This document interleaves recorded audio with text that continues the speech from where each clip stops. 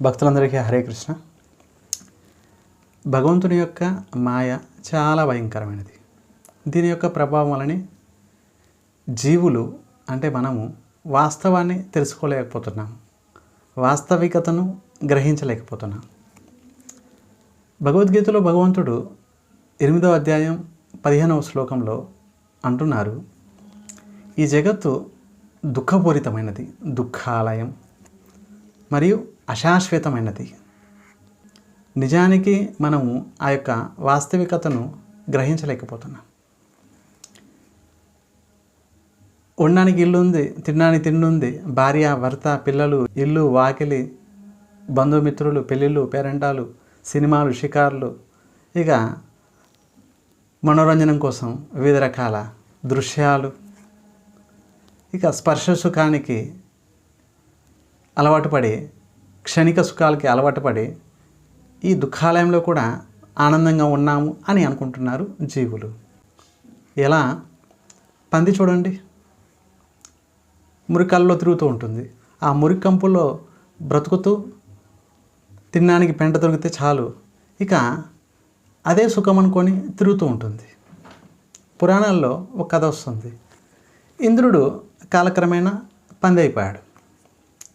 బ్రహ్మ చూశాడు, ఆయన హృదయంలో దయ వచ్చేసింది. అయ్యో, స్వర్గ సౌఖ్యాలు ఇంద్ర పదవిని వదిలేసి పంది బతుకుతున్నావు అని చెప్పి బ్రహ్మ వచ్చి పందితోటి అంటున్నారు, అరే నువ్వు ఇంద్ర పదవిని వదిలేసి స్వర్గ సౌఖ్యాలని వదిలేసి ఈ పంది బతుకుతున్నావు, నీదొక బ్రతుకేనా అని అంటారు బ్రహ్మ.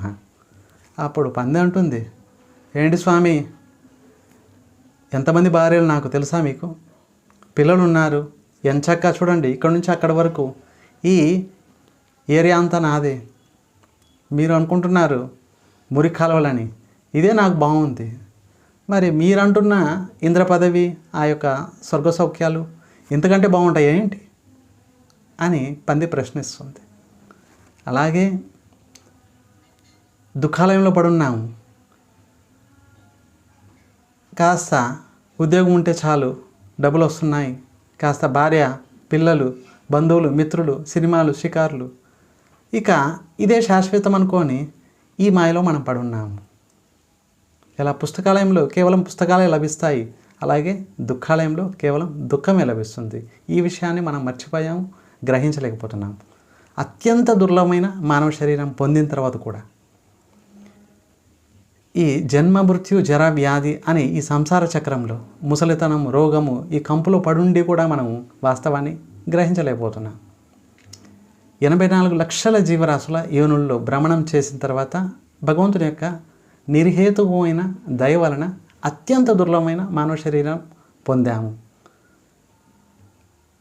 మన యొక్క ఈ యొక్క వాస్తవికతను గ్రహించి ఈ దుఃఖాలయం నుండి బయటపడటానికి ఇది ఒక మంచి అవకాశం. ప్రామాణికమైన గురుగారి దగ్గరికి వెళ్ళి ఆయన్ని ప్రశ్నించాలి, స్వామి ఈ భయంకరమైన ఈ దుఃఖాలయం నుండి బయటపడే మార్గం చెప్పండి అంటూ ఆత్మసాక్షాత్కారం కోసం తన యొక్క శక్తి కొలది ప్రయత్నించాలి. ఈ విధంగా ప్రయత్నించినప్పుడే ఈ యొక్క మానవ జన్మ యొక్క సార్థకత లభిస్తుంది. హరే కృష్ణ. ధన్యవాదాలు.